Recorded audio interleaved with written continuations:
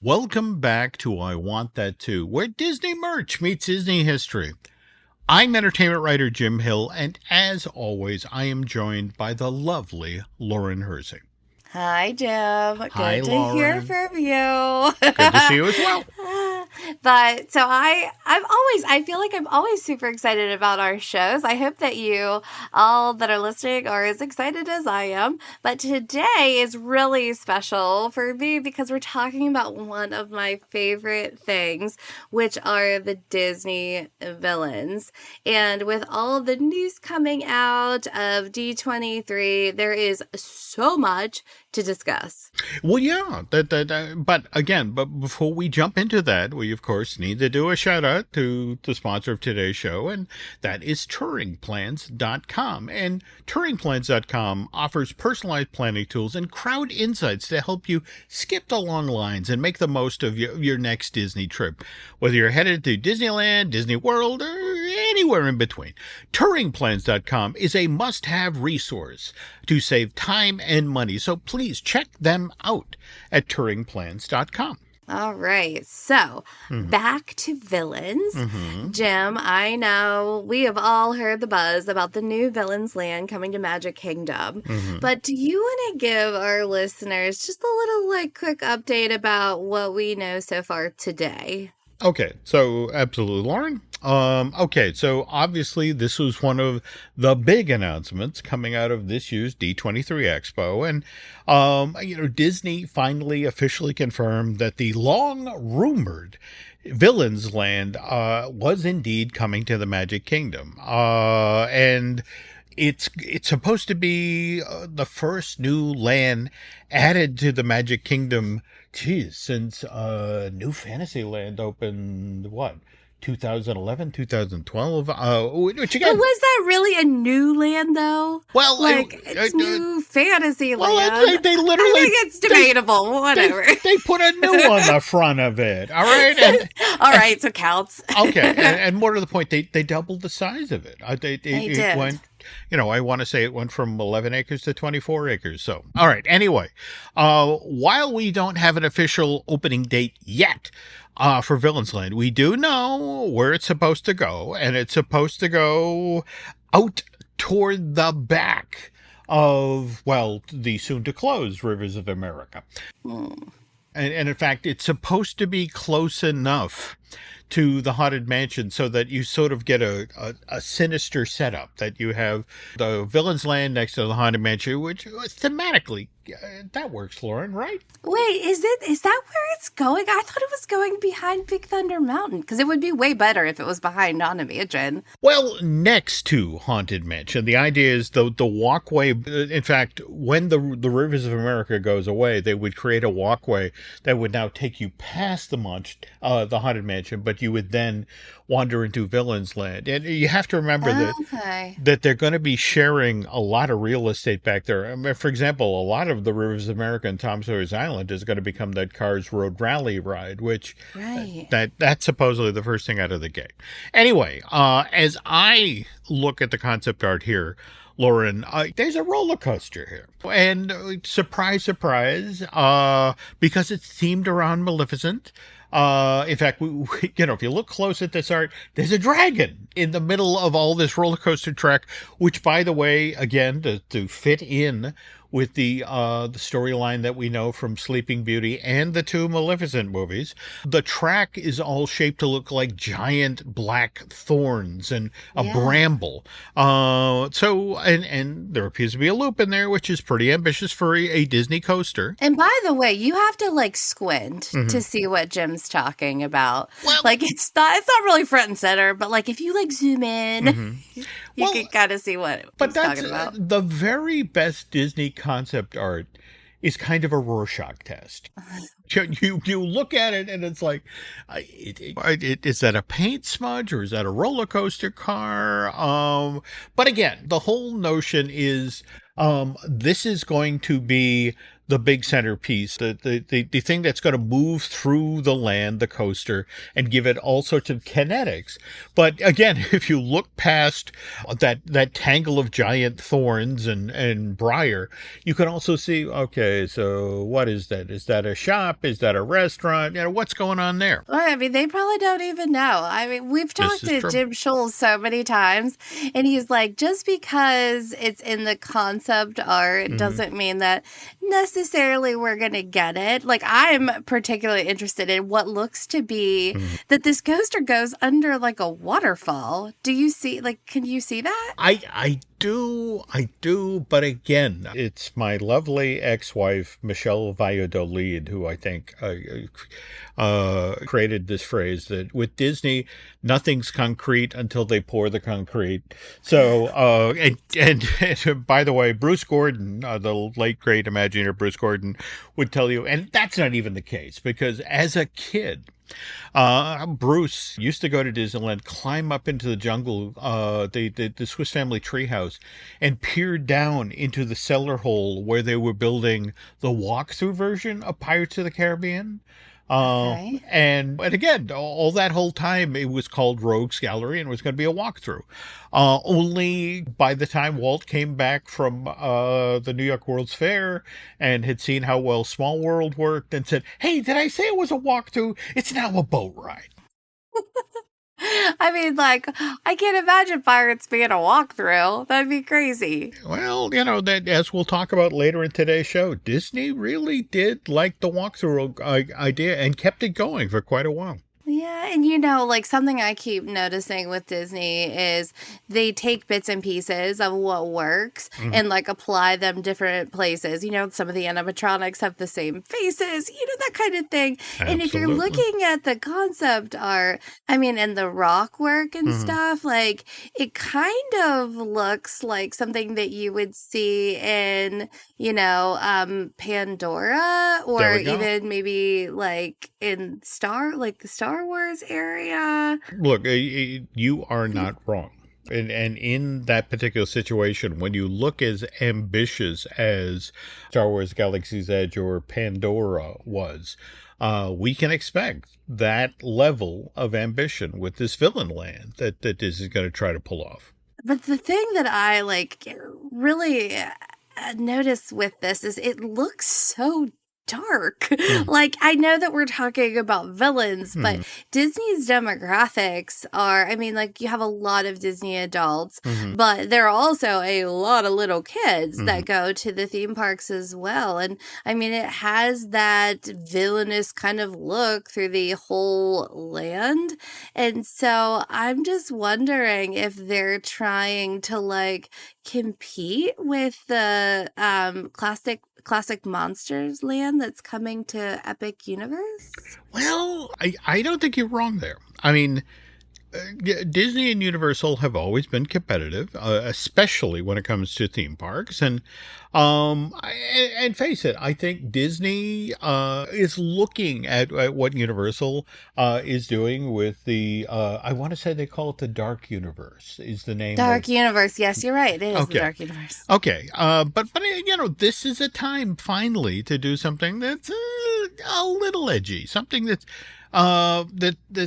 going to appeal to not so much little kids, a broader demographic. And let's face it, Universal has really carved out a niche for itself with those darker, more mature attractions. And look at the stuff that they've done for the Wizarding World of Harry Potter. How each of the attractions is up and running right now. Whether it's the what is it? Harry Potter and the Forbidden Journey, which puts you face to face with the Death Eaters. Oh my gosh, it's terrifying. Yeah. One and done. No more. Okay, or for that matter, Harry Potter and the Escape from Gringotts, where you are literal. Also, kind of terrifying. Also, yes, they're with facing down Voldemort and Bellatrix. But now with Monsters Land at Epic Universe, they're going to lean even more into the dark and the scary. I mean, it's not a question of here's a moment inside of a ride that's scary. This is a whole land. It looks scary. It looked like that one concept art you and Jim Scholl showed me Yep. that had the lightning bolts coming into like a tube. Do you remember that? Yeah.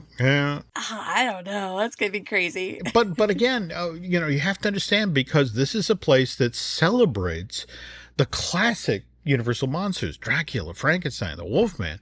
Look, there's a fan base there that knows and loves these films. But again, a different audience than what Disney has with its family-friendly focus. So again, to pivot back to Disney Villains Land, okay, so maybe this is a Disney that's stepping outside of its comfort zone, doing something that's darker, but it's also immersive.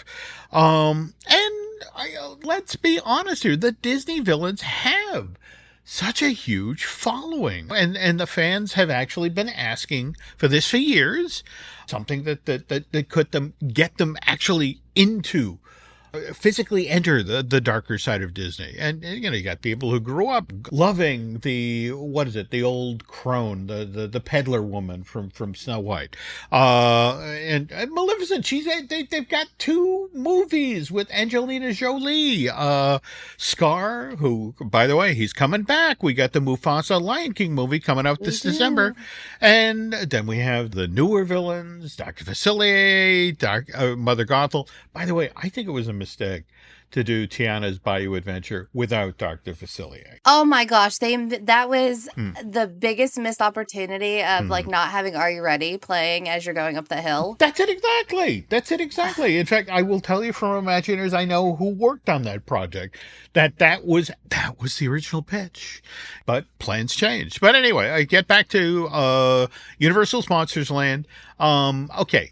That's clearly aimed at the thrill-seeking crowd and folks who really enjoy Halloween Horror Nights, whereas Disney's working a weird Venn diagram here, Lauren. I mean, they're going darkness, but also nostalgia on top of Disney magic.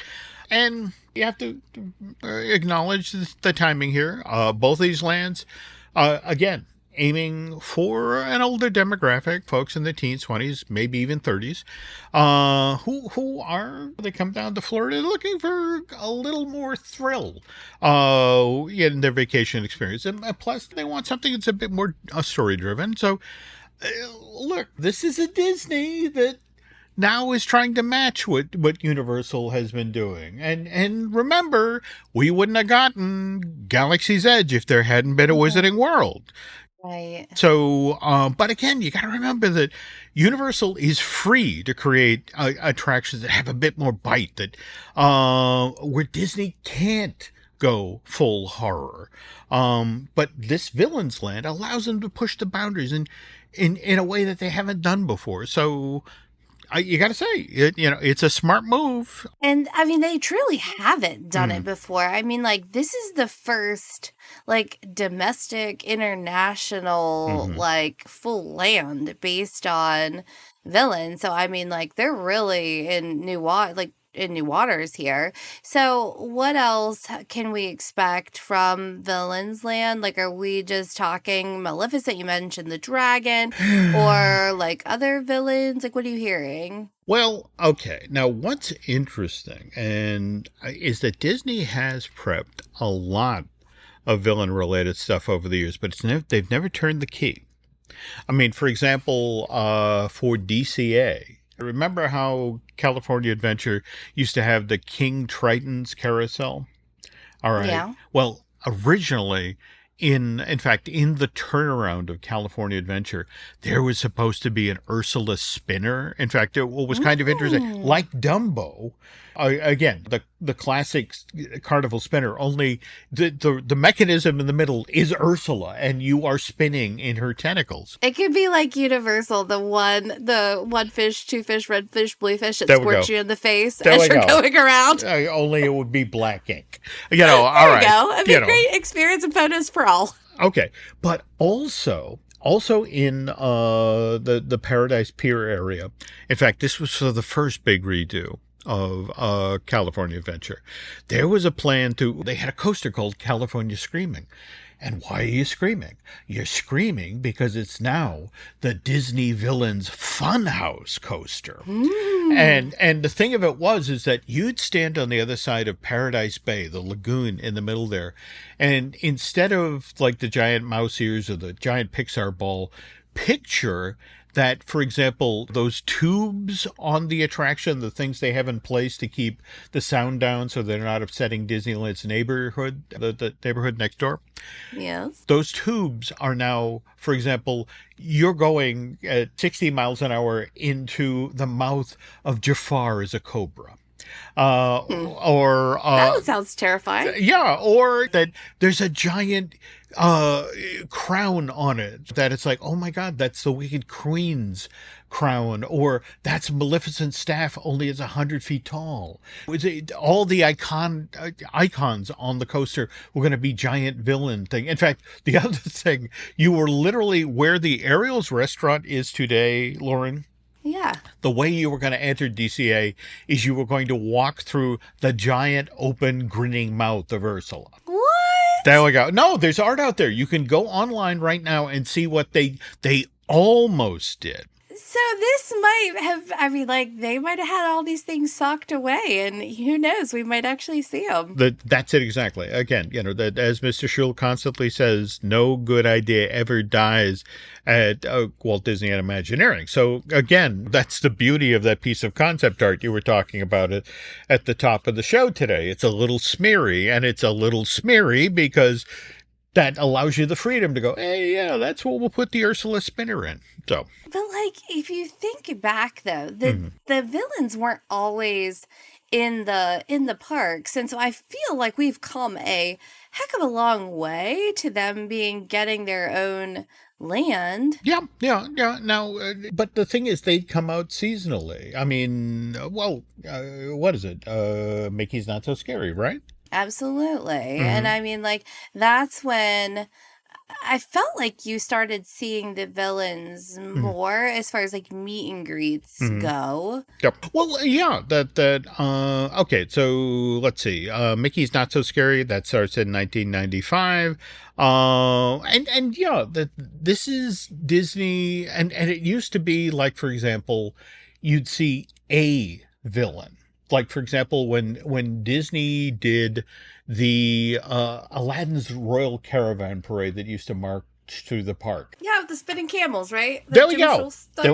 Okay. Well, the end gag of that parade was that it was Jafar pushing the trash can on wheels that sort of inferred that, well, he's the guy he's now being forced to sweep up after the camels and the elephants. And that's the thing. It was only, I want to say, in 2000 for the 100 Years of Magic a parade or some should be 2001, where there was the first time a villain's float, where you had, again, the evil queen from Snow White and Maleficent and Ursula all on stage together sharing a spot. But then, if we jump ahead almost 2 decades at that point, we then get the villains after hours thing that ran at the Magic Kingdom, where it was kind of a mix of an after hours event and a mini Halloween party.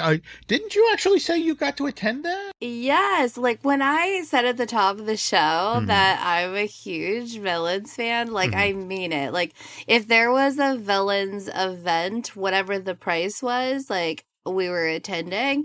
But the after hours was really amazing. And at the time, they were very exclusive. And it's not like how they have them all the time today. They had a really cool stage show that had Hades and Meg from Hercules. Like, it was a legit full production for like a limited run after hours. And like you were talking about Jafar, and I Mm, just remember because my mother goes with us to Disney, and so we left the kids mm, for the villains events that we went to, mm. and like walking up to Jafar and like getting a photo. I'm Oh. an adult woman, and I Mm. was like, ooh, like, I don't know about this. But you got to have those really cool interactions. And at the time, they were really, really rare. And I Yep. mean, like, Yep. the parks were empty. Hmm. And even before that, do you ever remember hearing about Club Villain? Oh, yeah. No, no. Please talk about this. That because again, this was intriguing back in the day. Oh my gosh. So this was before the after hours, and it was the first villains event that I had ever been to. Now we're changing parks here. So now we're at Hollywood Studios, right back where Rock and Roller Coaster in the Sunset Showcase building is. That it was transformed into like a nightclub, and Dr. Facilier, he was good enough to be the host of Club Villain. I don't know why he wasn't good enough to be at the end of Hmm. Tiana's Fire Adventure, but he was the host. It was a dance club. So they had like a DJ. The food was incredible. Like every single morsel Hmm. of food at Club Villain was themed. It was so cool. And like, not only did you get to, interact with like Maleficent or Cruella de Vil or Queen of Hearts, Evil Queen, like they were like coming over and like hanging with you on the couch. Hmm. So like this was nothing like the after hours. And I said that was intimate. I mean, maybe like couple hundred people Yeah. were involved in this. And like we sat with some like younger ladies from Europe, and they really wanted to do costume design at Disney. It's just one of my most favorite memories. Hmm. But this is like a long time ago. So this was, I think, back in like 2016. Hmm. And then they brought it back again Hmm. for 2017. And I mean, like, tickets went up. But as far as I know, like, they kept the quality. And so it was worth it all around. Like, I'm so sad that it's not, that they never brought it back. Well, now what's interesting is, of course, they put the this is that showbox where it then became home to the Lightning McQueen Yep. Driving Academy, and now Yes. what is it? For summer of 2025, this space is being transformed yet again into a villain show. And what's interesting is again, Club Villain interactive experience, whereas the villains thing that's going in next summer is a show, a sit down show. They're supposed to, in fact, what I love about this, because we're going to circle back on this idea later on in today's show. The idea, and this comes by way of the Disney Parks blog, this description that they're going to transform this space into the realm of the magic mirror. And we're going to get to see some of the more iconic Disney villains like Cruella de Vil, Captain Hook, and Maleficent take center stage. They're going to step through the mirror and come join us. I mean, I think it sounds pretty cool. And Mm-hmm. like, I don't know. I don't love the Lightning McQueen. Mm-hmm. The what's there right Mm-hmm. now, the Driving Academy. Yeah. So I think already coming out the gate, making it villains, it's going to be better. Oh, I guess my only concern is right now, this, what is it, Sunset Studio? Is that what they call the physical building? Yeah, Sunset Showcase on Sunset Sunset Showcase. Okay. Boulevard, I believe. It's really deep back there in the park. And in fact, It is. I'm not going to lie. The Lightning McQueen driving school, there's a number of people at Disney who believe that, to be honest, if that had been in a more central location of the park, the show would still be running today. But people have to hike all the way back to the park to get there. And face it, the Cars franchise has its fans. But so the belief is a live stage show in that space starring the Disney villains will be a bigger draw. And think about Jim, like who's back there, Yep. right? It's like who's back there now.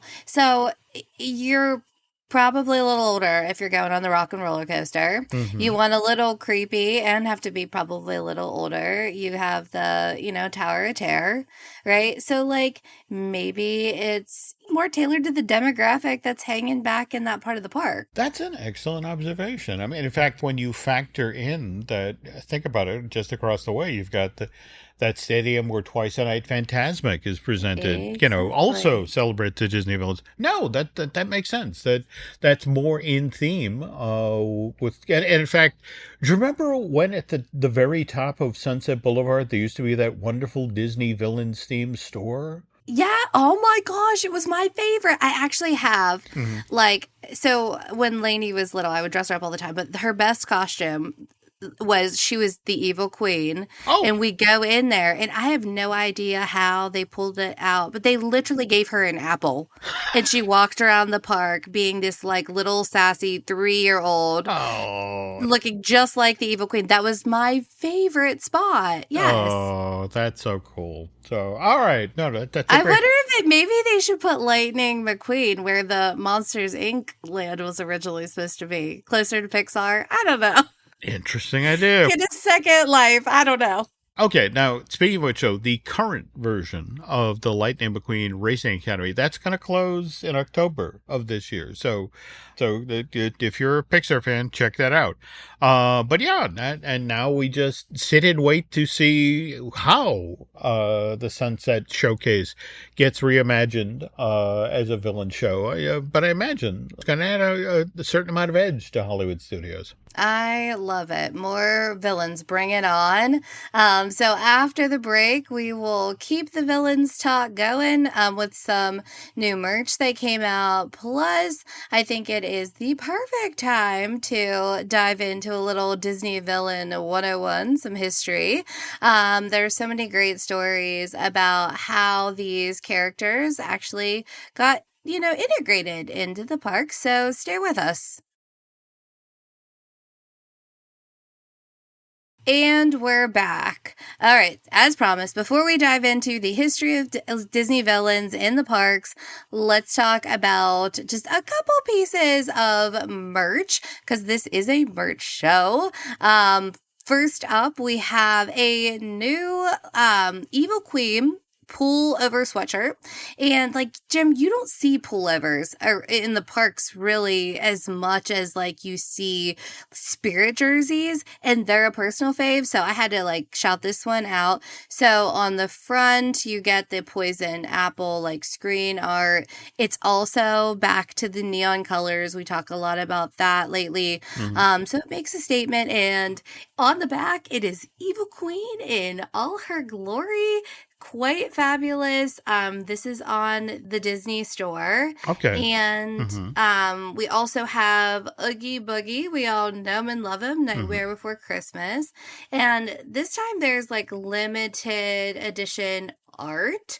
So it's called Snake Eyes. And that also just dropped. Yeah, now that print is part of the Treasures on Canvas collection, isn't it? And perfect gallery wrap look, so ready to hang in the house whenever you get it. But downside, really limited editions, like only 1,500 pieces. So you're a Nightmare fan, you got to move. Grab it, yes. All right. And then we've got Cakeworthy's latest collab with the Disney Store. And if you're not familiar with Cakeworthy, they are known for their like fun, their playful, like nostalgic designs. And especially they're known for their like ultra comfortable flannels.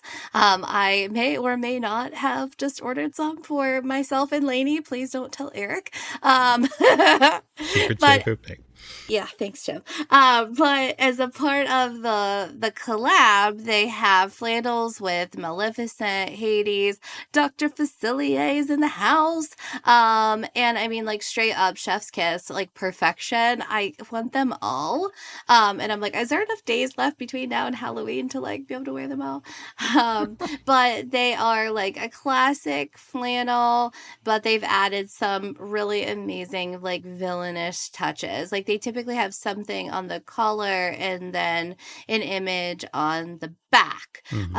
So speaking of cake worthy and collabs, I'm really excited to share that we are going to have the CEO of Cake Worthy, Brandon Shedden, on an upcoming episode of I Want That Too. So I'm sure we're going to hear all more about his amazing line and all the flannels and how they even got started and what it's like working with Disney. There we go. And just, by the way, want to give credit where credit is due here.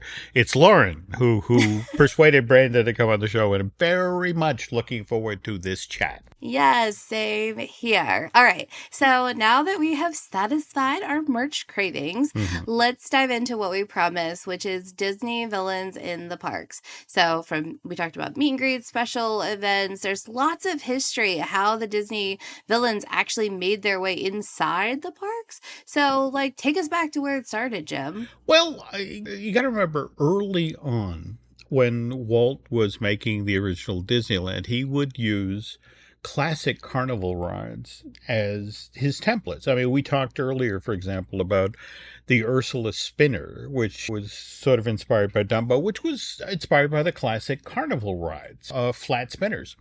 Well, every carnival, every good amusement park had a spook house. And so what Disney decided to do when it came to its spook house is, well, we'll do it as a ride through. And this one will be Snow White and Her Adventures, which they finally in the 80s actually slapped the Snow White Scary Adventures on it, because all these little kids look, oh, it's a Snow White adventure. I'm going to get to see the Seven Dwarfs. And it's like, well, no, pal. And then they come out, they all say, that was scary. No, in fact, what was fascinating is back in the day, Disneyland cast members, when they talked about it, oh yeah, that's Snow White and the Seven Witches, because that's the thing.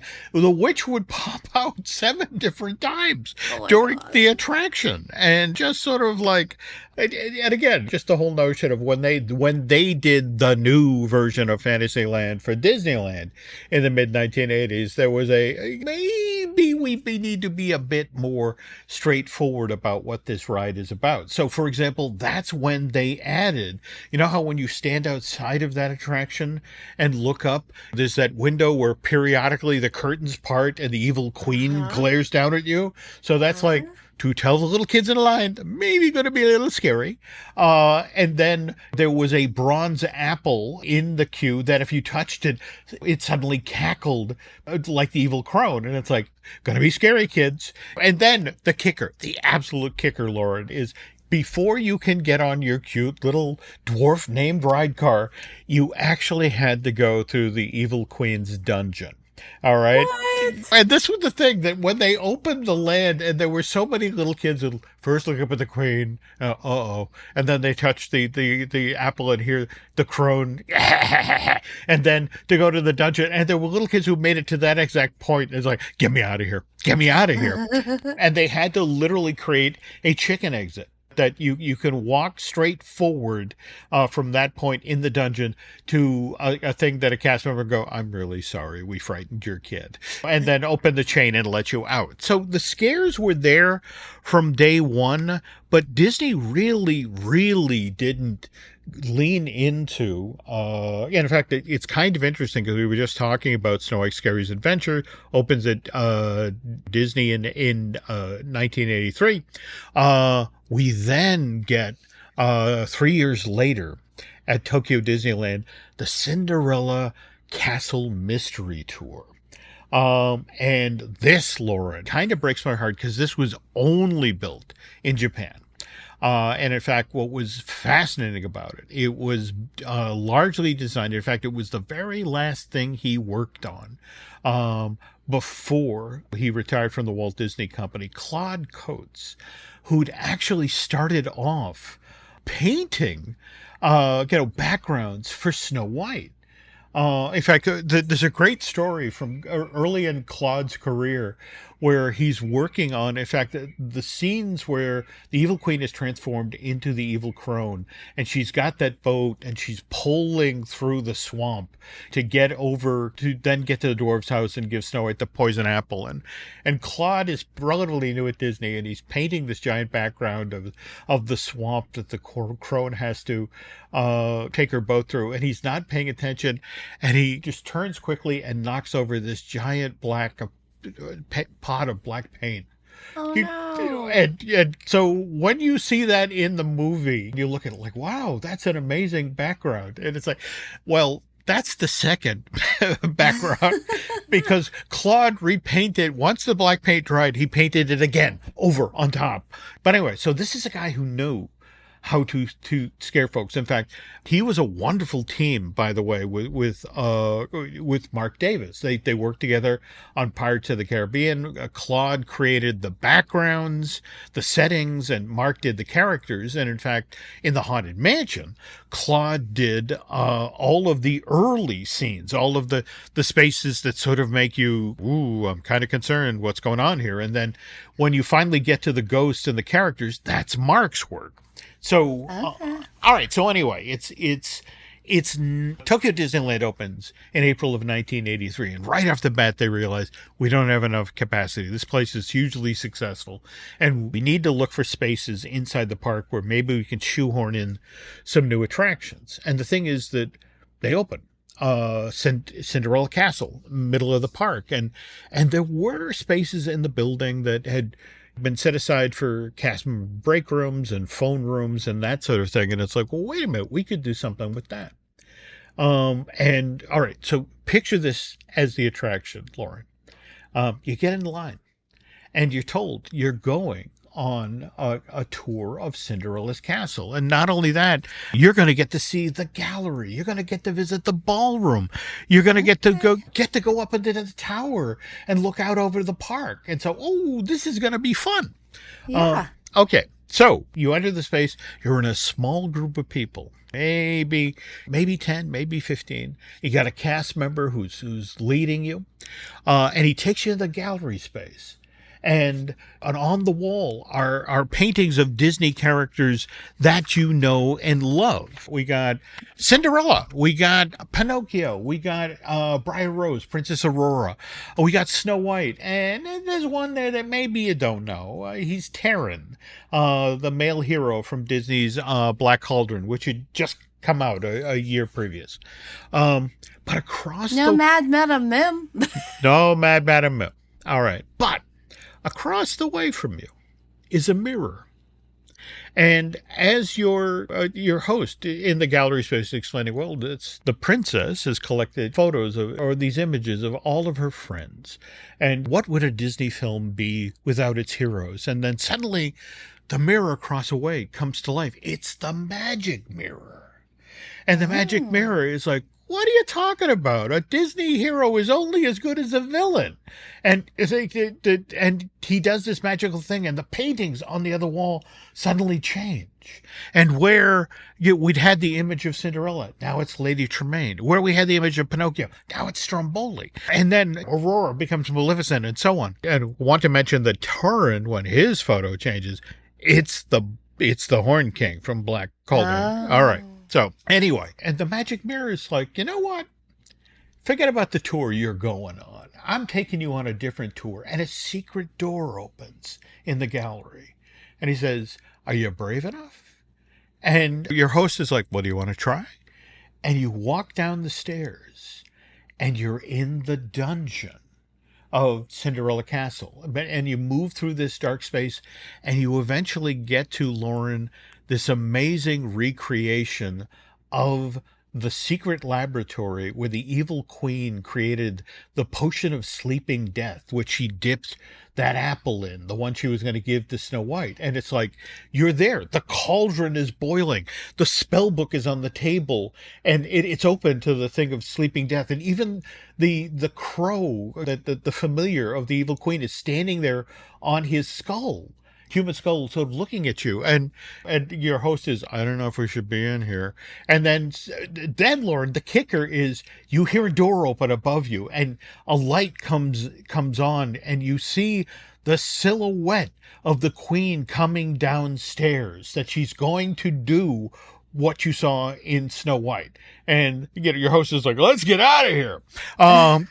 So you now go through the dungeon, but remember how we talked about earlier in the show how Pirates of the Caribbean was going to be a walkthrough. Well, the Haunted Mansion was also supposed to be a walkthrough. In fact, that was one of the very first things Claude Coates worked on. So Claude actually digs back into his old bag of tricks some of the illusions that they were going to do in the walkthrough of the mansion. And now as you're going through the dungeon trying to get away from the evil queen, you experience some of these illusions. Like one of them was an early thing of a 3D sound where you heard the footsteps of a ghost you couldn't see walking towards you, and then he passed over you and walked behind you.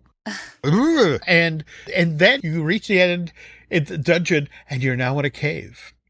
And you're surrounded by treasure, but lying on top of the treasure is a very large dragon who's sleeping. And you begin to realize that's Maleficent.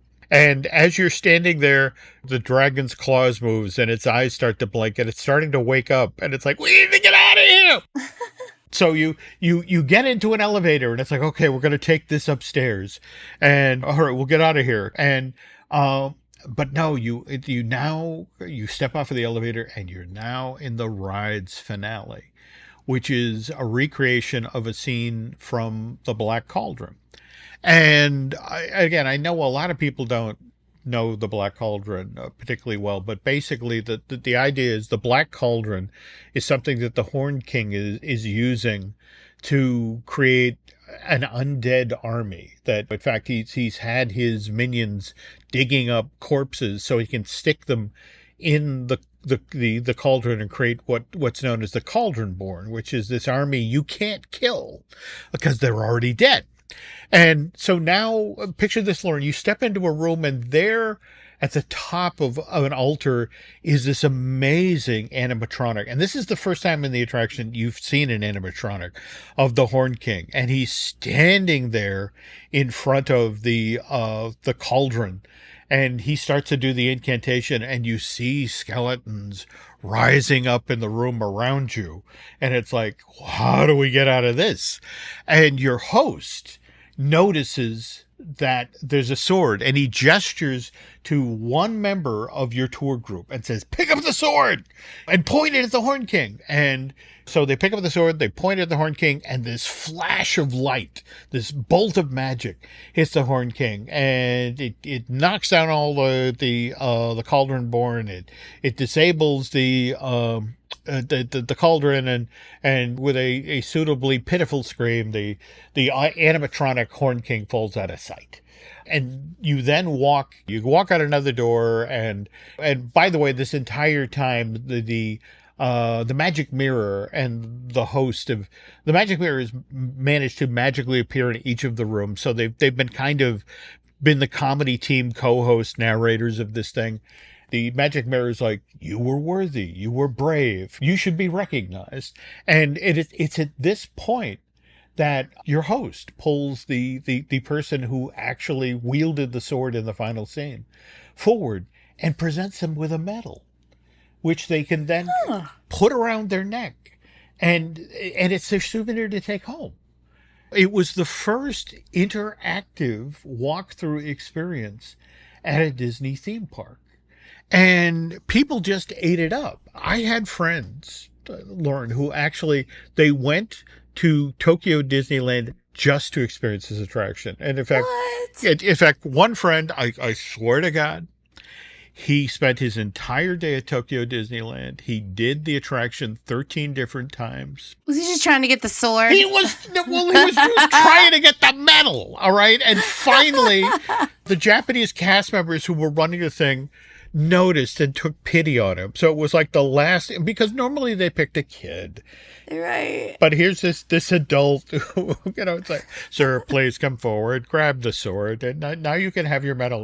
Now go home. All right. So, but yeah, that's Oh. that's the type of thing that Disney did in the 80s in regard to trying to do an attraction that celebrated the Disney villains. And now, today, obviously we do have things like Mickey's Not So Scary.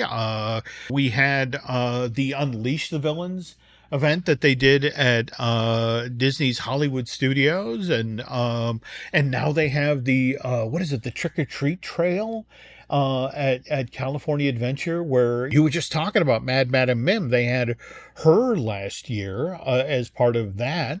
And what did they do new this year? They did Dr. Doofenshmirtz was on the treasure trail. Oh, and Hades. They did an amazing Oh, Hades. great. Hades has So, been getting a lot of love lately. well, remember that the Russo brothers, the folks who did Endgame and Infinity Wars for Marvel Studios, they're the people who've been tapped to do the live action movie version of Disney's Hercules. And Oh boy. I'm going to love to see who they get to play Hades. Yeah, it's gonna be great. And I mean, like, it just talking all these villains, they have seriously come a long way Mm-hmm. from, when the parks opened all the way to getting their very own land. Mm-hmm. So I am really anxious and excited to learn more. And as we know more here on I Want That Too, we will certainly be sharing.